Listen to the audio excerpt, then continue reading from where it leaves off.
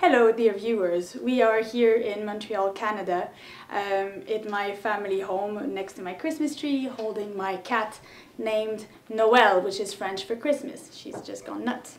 Okay, you. Okay. She's very happy. Yes, so 2011 is coming to an end. It has been a roller coaster of a journey. Wait a second. We're all a bit nuts in the family. Calm down. Mama.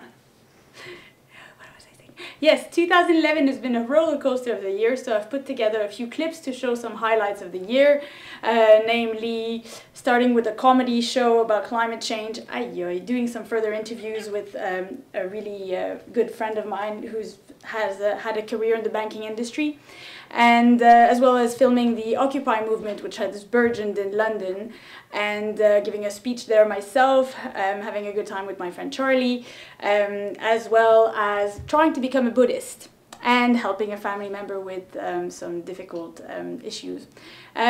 So 2011 is over, onwards to 2012. Who knows what to expect and what will happen, but stay tuned, it will be a good show. My secret personal motivation for putting on these silly comedy nights is that I have a covert and completely realistic plan of bringing about a revolution. There we go. Yes, a revolution, the way that we think and feel about climate change, so that we incidentally save the world. And we're at the party and like Climate's in the corner going, I don't really feel very comfortable. We're like, hey Climate, you know what will make you feel a little bit more comfortable? Bit of CO2. In 8 minutes time, this very lovely lady just behind me with the camera is going to be doing a talk on the legal and financial implications of climate change for investment in energy companies. It's a lot more interesting than it sounds, we promise. Is there going to be a new law introduced that's going to either put a tax on carbon? How much is that tax going to be? Is it going to be a cap and trade, and there's going to be a carbon price? What is that price going to be? And that's how we decide if an investment is going to be financially viable, which is great. It's being done, and it's probably not happening quick enough because big companies lobby governments to make sure that these laws don't get passed. But another avenue, which I find interesting, I guess because I'm a lawyer, is litigation. How do you hedge against that risk? What if you were to take half the value that you have currently invested in carbon-intensive companies and were to try to invest that in clean energy? For almost everybody, there are real options available today.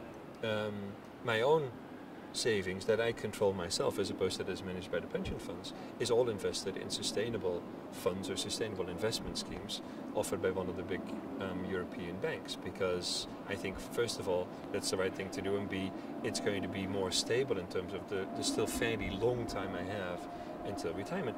And the central message is basically to support the Tibetan people themselves and their cause for independence. And so we're just trying to reach out and make connections with people.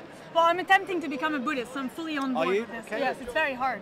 Yeah, well, it will be extremely hard. The first bit is actually just horrible, where you find out all these disgusting things about yourself, and you're like, wow, I thought I was a good person. Well, you are a good person. Yes. And you're on the road, and you're making your steps. So that's the most important. It's just a difficult path thing, isn't it? Yes. And what do you do, Dan? I invest. Right, this could go one of two ways.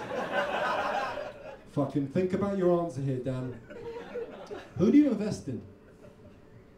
Companies in energy. Companies in energy? We need a little bit more than that, Dan.